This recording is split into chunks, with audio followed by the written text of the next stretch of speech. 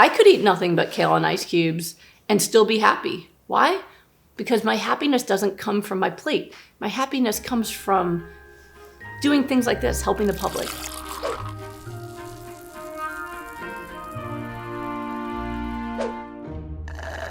If you're used to happiness coming from eating with other people and certain things, muffins, cake, pizza, cheese, sugar, if you consider that to be happiness, then you will never stick with a diet that can help you long enough to get to recovery, or you'll undo it because there's a paradigm you've created in your mind that I can be happy or I can be healthy. Does that make sense, right? Because if eating unhealthy stuff makes me happy, then and eating healthy stuff makes me healthy but unhappy, then you will believe that this is a choice between being happy and being healthy. That's a tough one, right? Because what happens is, for people who have that belief, when your health gets scary enough, you start eating healthy, right? But then the moment you feel better and you're not scared anymore, you're gonna wanna go back to being happy, right? And so again, this is a very important thing to confront. All of you right now listening who've gone through this in your life where you've said, okay, I will do it and I'll get better and I'll start getting results. And then, I don't know, the moment things seem okay, I start going backwards and undoing things and eating poorly. It's because you haven't replaced this part of your mindset, is that you can actually be happy and eat healthy. You can have both. And that is the path you want to be on, right? That is the way. For all of you Star Wars fans, this is the way, right? That if you can learn how to be happy in your life, purpose, passion, good relationships with others and yourself, then food can just be food, right? Person I just talked to, she said, I feel like you're telling me the only way I can be healthy is if I eat nothing but kale and ice cubes the rest of my life. And I was like, no, but what if it was the case? I could eat nothing but kale and ice cubes and still be happy. Why?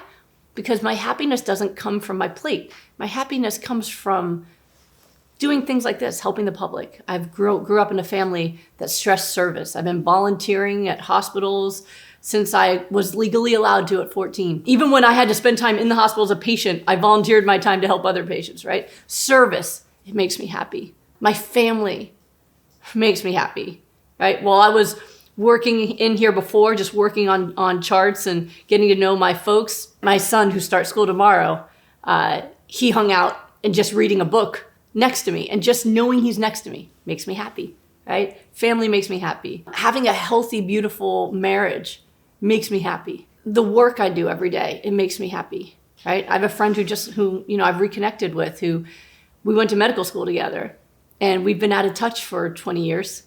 And I found out he left medicine because he was unhappy, right? He just was unfulfilled and stressed all the time.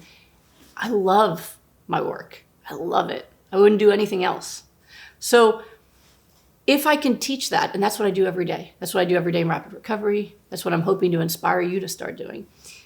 If you can learn how to seek out happiness through healthy relationships, which start with yourself, then with others, with purpose and passion, and self-care activities that make you feel good, but also are good for you, then food gets to just be what you need. My joke I always say to people, and I used it today, was I don't need my toothpaste to be a different flavor every day to be happy. I've been using the same mint toothpaste my whole life, and it hasn't had one bit of effect on my mood because I don't need it to. I don't look forward to brushing my teeth like, oh, can't wait to taste the flavor, right? But we have turned food into drugs in our society. It's not your fault. It's not my fault. I mean, this was done to us. But now people are addicted and they confuse happiness with addiction. A lot of people are starting to realize that now. That's why when I was looking over the paperwork, I see a lot of people writing, I'm addicted. I'm addicted to food. Because they understand that now. When you continuously do something you know hurts you in spite of knowing better, that's addiction behavior. That doesn't mean you love it. That means you're addicted to it, right? You keep going back to someone who abuses you.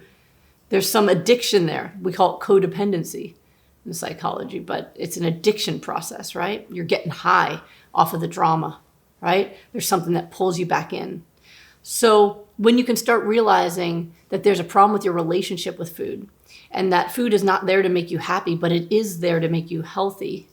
And healthy is happiness. And you can have happiness and health. In fact, that is the goal. That's why I love when people graduate my group and they say, I can't believe it, because not only are my kidneys doing well, and my lupus antibodies are down, and my pain is gone, but I feel so full of joy. And that was the best part, right?